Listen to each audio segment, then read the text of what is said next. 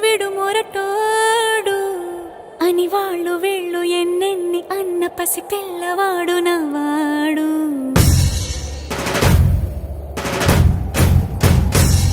విడు ముండోడు అని ఊరు వాడ అనుకున్న గాని మహారాజు నాకు నవాడు.